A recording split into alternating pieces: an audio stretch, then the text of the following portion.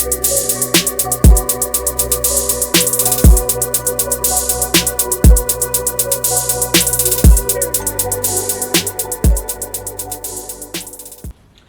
is up? What is up? Welcome to another. Imagine, right? That energy. Imagine fucking those YouTubers, bro. All right. Welcome to episode 86 of the Degrees Couch Chronicles. Welcome to everybody that's new, and what's up to everybody who always listens and makes sure that they get tuned in. How things usually work here. We usually talk about what we usually want to talk about.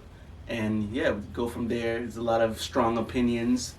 Sorry, not sorry, but we all can't think the same. Right. Before we get into everything, we want to shine some light on the products we have here on display. Shop Glow Nude. Yeah, so head on over to our website at www.shopglownude.com. Holidays are coming up.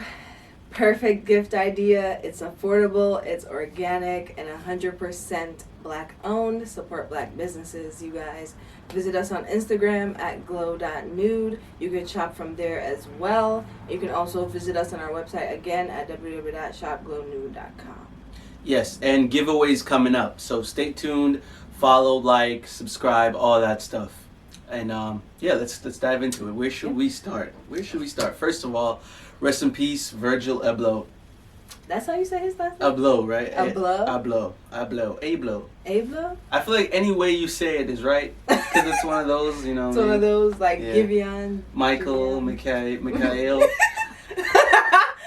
All jokes aside, this seems real insensitive, but all jokes aside, rest in peace to Virgil Blow, founder of Off-White, collaborated with Louis Vuitton and many others.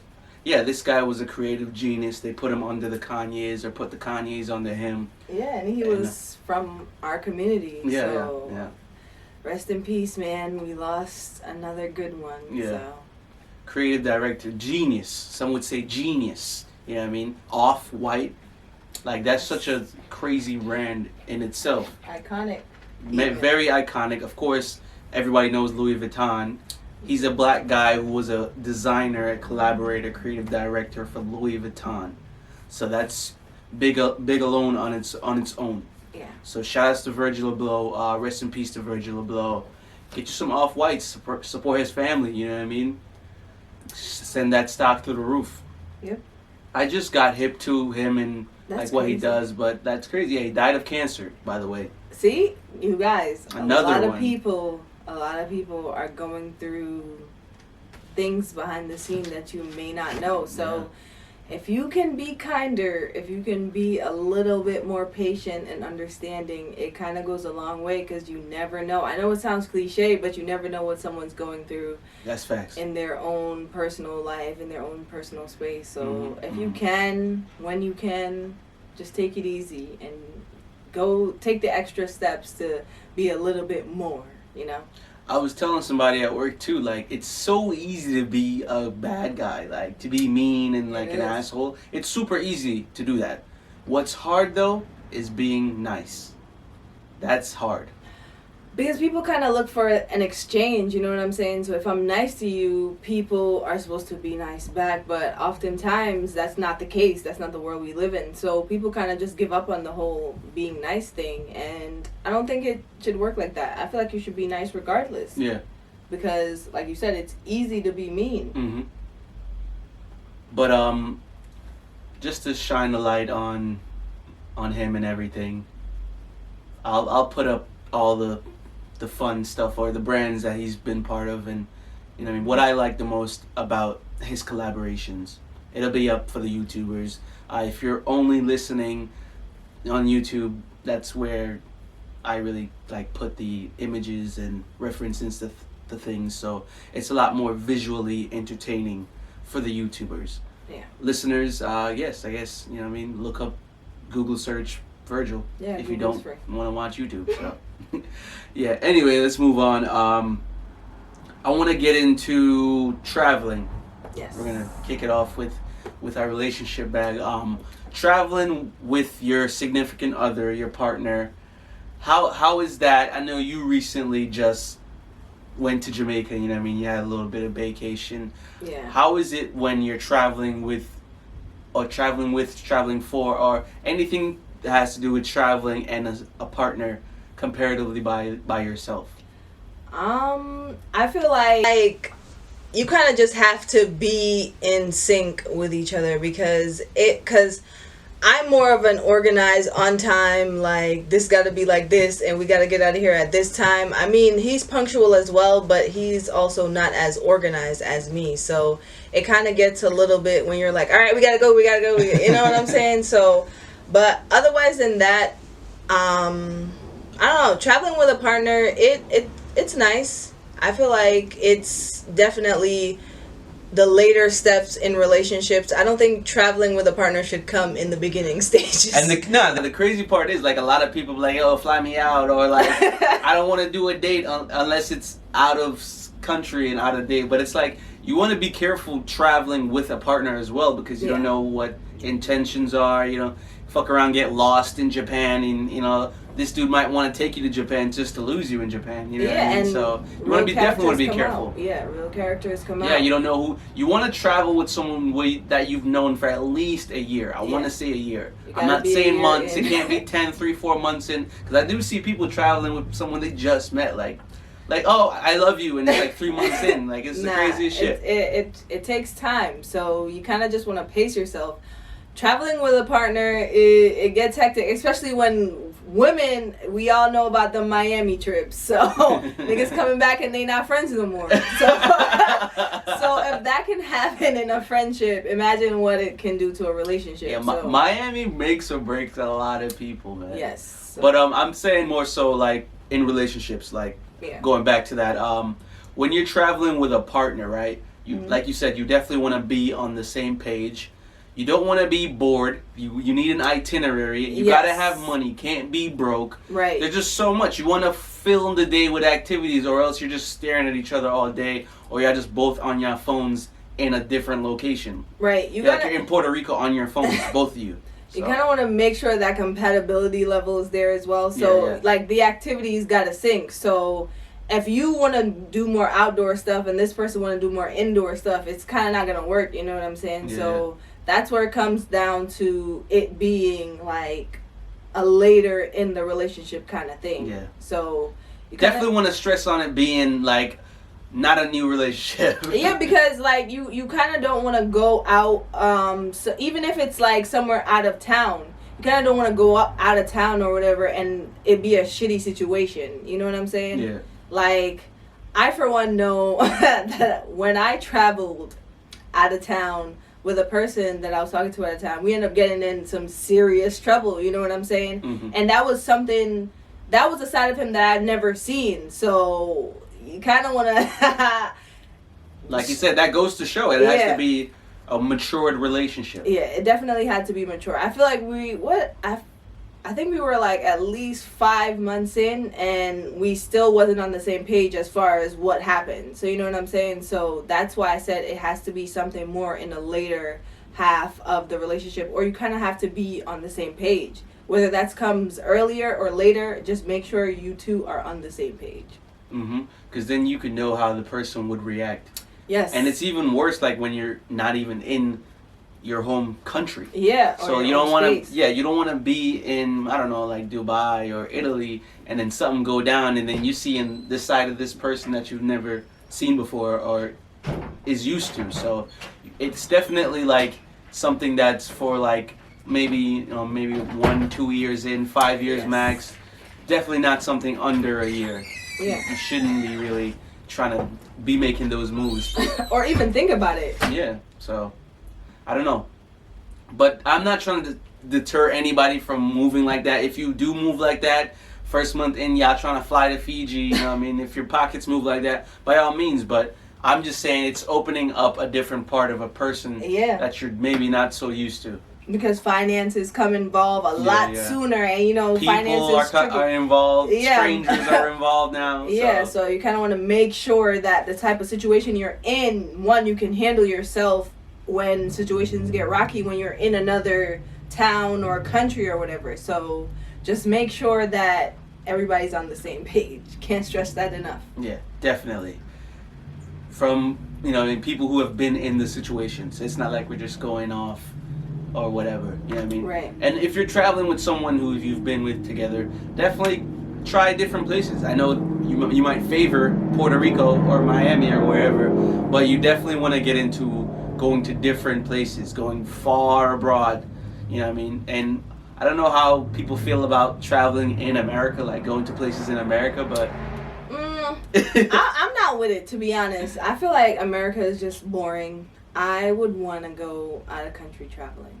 Yeah, I mean, they say places like Rhode Island is nice. You know what I mean? You want to see the Grand Canyon. Whoever says, whoever jumps for joy California. for Rhode Island. California is more like it. What the fuck is in Rhode Island? Exactly. I would more go to Vegas or Cali or something. Yeah. Speaking of Vegas, how do you get married in Vegas? Is our marriages in Vegas legit? Like when you go to Elvis Chapel or whatever? Yeah. Really? How did they do it so fast though? There's a person who does the signing, like there's an officiary person. Wow. So like it's really just signing the paper. They just have the paper. It's like an application. It's like both sign an application, right? So is it like don't you have to get like a marriage license first and be like, yo, the person is right there for the license and the Yo, officiating. that's crazy. Whoever thought of that is like, because you're preying on drunk people that are in love. I don't know why I'm so enraged about this, but it's like, yo, niggas is drunk and they make a lot of mistakes, you know? So they go to Vegas and they be like, I'm so in love. Let's just get married. And then you wake up the next day so fucked up, like, you want to get a divorce. At least you married, though. That's true. But, moving on. We've been on that for a minute. Moving on. I want to talk about the type of person, either you or me or just the type of people that stick out in class, you know what I mean? I wanted to talk about this because I feel like some people take that personality and they run with it into adulthood. They should. You know what I mean, right? Right?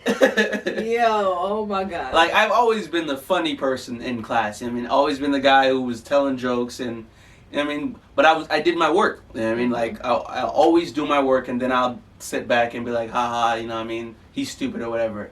Yeah. But I feel like a lot of people might not have that in them. So it's just like, you're just stuck as being this type of person, like, you know, the girls who were popular or whatever, you know what I mean? The cliche shit. Yeah. They're like adults now and maybe in their 30s or whatever, and they're still trying to be the popular people or whatever, you know what I mean? That's true. That kind of goes with another topic that I have, so that's kind of good. It's true. There's people that actually do, like, they can't get out of that mentality because I feel like they don't really know who they are. In school, I kind of focused more on doing my work, so I was kind of like the quote-unquote teacher's pet, I guess, because I was the type of person as if I do a lot of work, then I wouldn't have to do a lot of work later, you know what I'm saying? So I would ask for extra credit even when my grades were already high, because I knew that added to my credits. So niggas used to always be like, oh, you're such a teacher's pet. Why you want to do more work? Like, but it made sense because my senior year I didn't really have to do shit, you know what I'm saying? So I didn't even really need to go to school.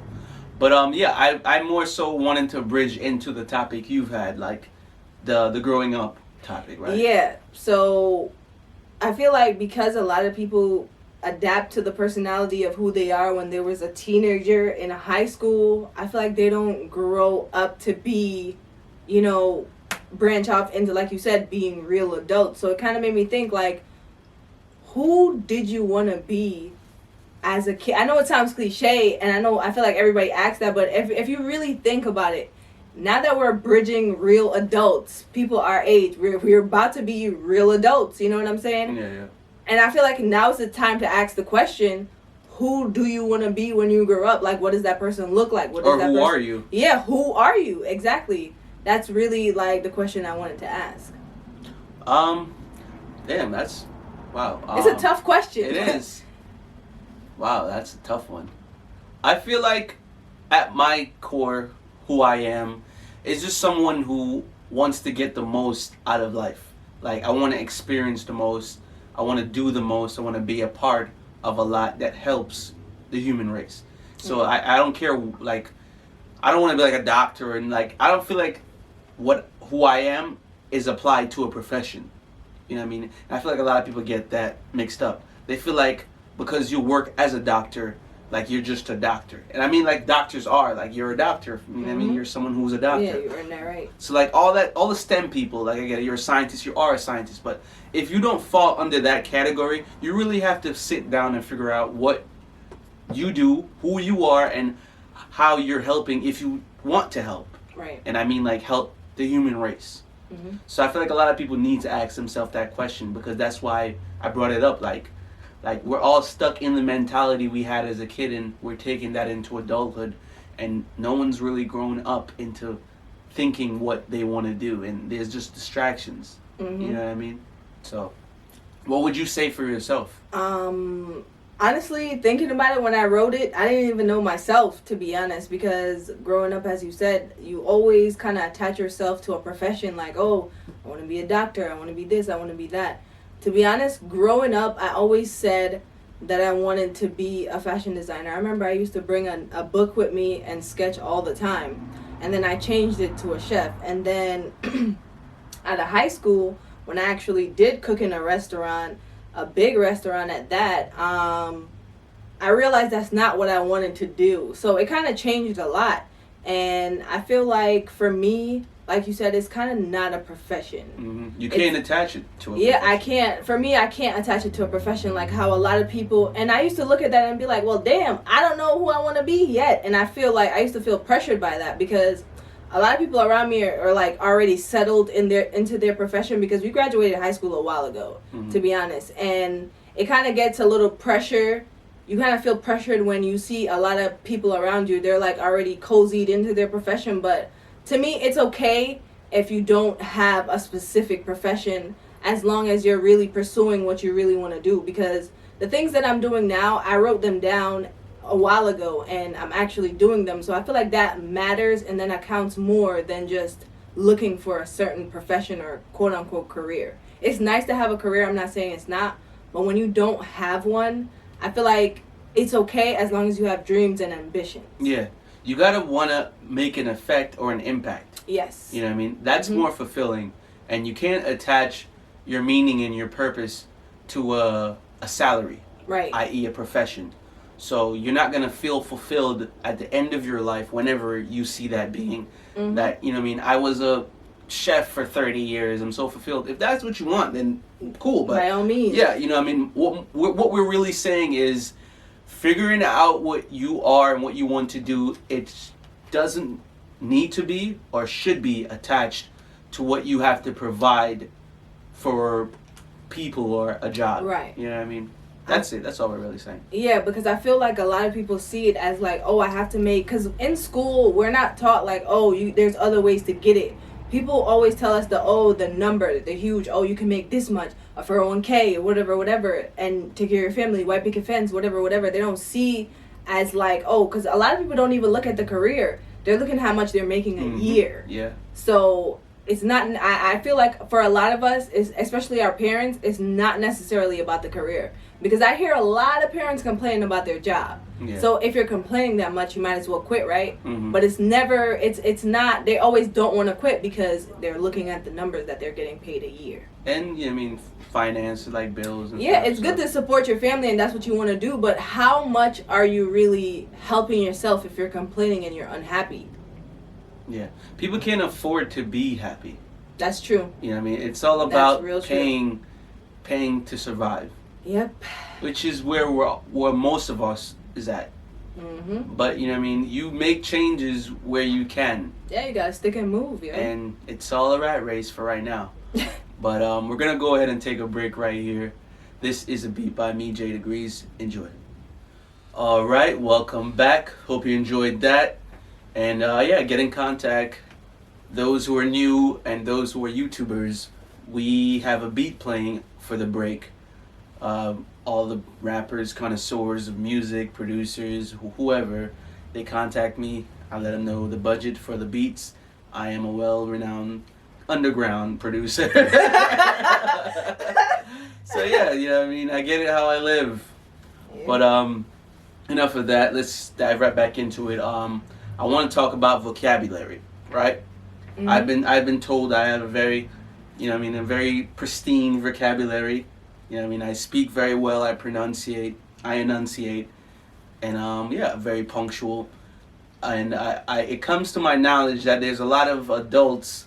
Quite a few. Yeah, like people well over 20 that don't understand what it means to have a good vocabulary. Now, fuck a great vocabulary. Fuck an okay, like a good vocabulary. Knowing how to use there and there, them and them. You know what I mean? Then and when. You know what I mean? Like, that's just, it's, because, you know what I mean? Like, we grew up upstate New York, right? Yes. We went to an elementary school upstate New York, Newburgh, Fostertown. You know what I mean? Shout outs to that.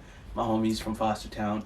But, like, I felt like they stressed vocabulary and spelling. And, yes. Like, we came from Jamaica. Our grammar and the way we spoke was terrible. So I made it my job to make sure I got English down pat, like American English down pat. That's why I sound like this. That's why we sound like this. Mm-hmm. You know what I mean? Like, this is not our natural tone. We're putting on this accent, this tone. What pisses me off is when people be like, well, you don't sound like you're from Jamaica. Well, when you've lived here and you have to go to school and get a job, mm-hmm. you're gonna try to adapt. You know what I'm saying? And talk to Americans on the daily. Yeah, I don't want to have a conversation and be struggling to have a conversation when people be like, what did you say? Like, that's frustrating. We went through that when we first came here. So you know what I'm saying? So obviously we kind of have to adapt. I don't think y'all be saying that to Hispanics when they be like, oh, you don't sound like you're from... like, come on, bruh. But, like, a lot of people struggle with vocabulary. Yeah. They really do. And it kind of bugs me when I'm texting. Because, like, when I text, like, if I know that I made a mistake, I kind of go back and correct it. I know it's, like, it doesn't really matter if you're texting or whatever, but... It bugs me when somebody fuck up, like, because it's like, it makes you want to point it out. Yeah. Yes, like, and I don't want to be the dickhead that do that, but it's like, it kind of bugs English teacher. Yeah, because, like, when you're texting, a lot can get misconstrued, not to mention when niggas is fucking spelling shit wrong, so you're gonna take shit wrong, so you know what I'm saying? So, please. Yeah, can't stress vocabulary enough. Grammar and vocabulary. Yeah. Only because, like, we were picked on, like, you know what I mean? Yeah, we had to, like, oh, man, dude, like, you don't understand, man. It's so hard being an Indian child. Word. Like, I wouldn't want to put my child through this, bro, like, but, you know what I mean? I'm very grateful, and, like, it might come to your surprise. This is not how we sound when we were born and grew up, like, this is not our natural tone. This is not my natural tone. I'm doing this every day for hours a day. Yes. You know what I mean? It's stressful. This is not how I naturally talk. Right. I don't naturally talk like this. All right? So like, sometimes it's going to sound crazy. You know what I'm saying? I've gotten a lot of people saying that I sound like I'm from the South. I don't know where it comes from, but a lot of people say that I be sounding like I'm from the South. And I don't know why. But I don't even get American accents sometimes, you know what I mean? Like, I know, like, down south people, of course, you can tell, they be dragging words like y'all, and you know what I mean? Let's go with y'all over there. I got my cat. They really talk like that. That's so crazy. But, like, yeah, like, I feel like it's more so, like, it's very distinct by region. Right. Like, you could tell with the down south. Mm-hmm. And, you know, them say we have accents because we sound like this. You know what I mean? Like, they say people, New Yorkers got accents. So, Americans somehow got accents. But the people who are immigrants really have accents. And they try their best, you know what I mean, so you guys can understand them, because Americans are kind of ignorant when it comes to the people who don't talk they like mad that. Ignorant, and I don't get why. Like, honestly, you know, the American language is kind of bullshit. Like, because there's too many words that are similar. Yeah. Like, a lot of people say that the American language is bullshit, and it is. But it's a general language. Yes. And it sucks. Yes. But it is what it is. You definitely want to learn a different language, though. I would suggest anybody to try and pick up another language. I try to learn French, and it's kind of hard. Yeah, it's kind of hard. It's hard. I don't know how y'all niggas was fucking taking French in high school and passing, because it's hard as hell. I was on Duolingo trying to learn it. I try to learn German, too, and Italian. But I would just say the easiest second language, and it's probably the most useful, is Spanish. I don't know Spanish. Like, I don't know why it's not clicking. It's not, easy. it doesn't click with me. I've taken Spanish in middle school. I've taken Spanish in high school several times. I don't know why I suck at Spanish. And you know how I passed on my Spanish test? I cheated on all of them. I don't know Spanish, bro. I was writing the answers on my palm. I suck at Spanish. The OG way of cheating. Yes. But all right, let's move into our throwbacks. All right. If you are social media savvy and if you are from the earlier ages, you're gonna remember the To Be Honest's. What else they had? Oh, remember when on MySpace when we did the top fives? Remember? Yeah, my top Niggas fives, was getting in trouble for the top fives, yo. You had to make sure you put who was worthy on your top five. Or I own this. Word. Oh my God, that was so. How you gonna own a photo of somebody else? Exactly. Makes no sense. How that we was did crazy. We did the L for L. Oh, the likes for likes. Yeah, I remember that. Oh man, you would Crazy. like somebody's page. I think it still goes on now. You like somebody's page or picture, they'll go back and they'll like your page and your pictures. So now there you go. Fun for everybody. And it was rating people. Yeah, we did rates. I don't know why niggas was doing that. It was real, like, what? superficial. Yeah, like what? What the fuck was wrong with You're us? like a 9, but you're cool, so yeah, it's a 10. Or you're like a 6, but you're real cool, so right, it's a 10. it's always like, but you cool though. Like, huh? Or I don't really know you, but you cool though. And we had the retweets for retweets. I think a lot of these are probably still happening, mostly on Twitter and Instagram though. Yeah. But yeah, it's a little throwback. Social media throwbacks, man. Yes. It's not for you Gen Zers. You guys don't remember shit. Word. Or new shit. So there's that. All right, let's get up out of here with some music take. Yep. Let's get our music take. I'm gonna take this time the shout outs to good friends of mine's, people I've produced, guys that have really helped out musically, and these are my Bush League guys. We got Savvy Gordon coming out with Moet. He's got the Moet video. We had Juan 2 times dropped an EP recently, and we got Bad Luck Born, formerly known as Left Hand, with Gore-Tex. Word? Yeah, Left dropped the track, man. It's super fire. It's like that Lil Yachty beat. And he hopped on one of the Lil Yachty's beat. And he called it Gore-Tex. That shit is hard. Like I've been bumping that religiously. But Left, he has always had like a nice flow, and just the way he raps has always been fire. And those are my guys. Like I'm always gonna support them. So shout outs to Bush League and Bad Luck Born. I'm gonna put their stuff up on the YouTube so you can see it. And yeah, all you Anchor guys, just I guess try and look on YouTube, you know what I mean, for the visual aspects of things. Yeah. Or look them up, look up Bush League Records on Googles and your YouTubes. I think that's it, right? You got anything else, Phil? Yeah, that's all that we got for today, guys. That's it. As always, we're at war with ourselves. We're at war with everyone outside. Stay safe out there, guys. Peace.